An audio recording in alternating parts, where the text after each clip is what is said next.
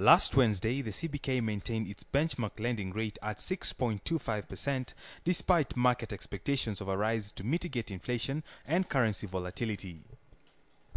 While acknowledging the jump in inflation that rose to 15.53% in July from 14.49% in June, Chairman of the Monetary Policy Committee Professor Njuguna Ndung'u held that a change in policy regarding the CBR rate will not solve supply-side constraints coupled by high international prices and maize shortage. And supply constraints, and since we met, so many things have happened. Food, fuel, energy, and now power rationing was announced on Monday when we are having a decision on Wednesday. So you can imagine how much it took or it weighed in terms of trying to look at the avenue of salvaging ourselves and solving the supply constraint.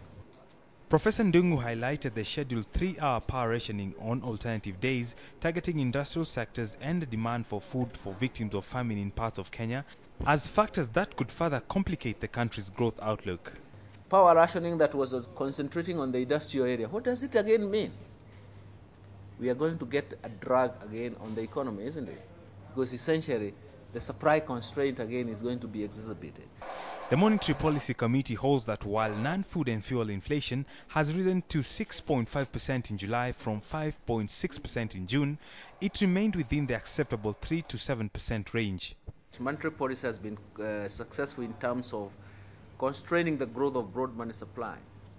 And of course, we have seen that if you look at products that are not volatile because of their supply constraints, you'll see that inflation in those products, that is non-food, non-fuel, is actually quite consistent within the target range.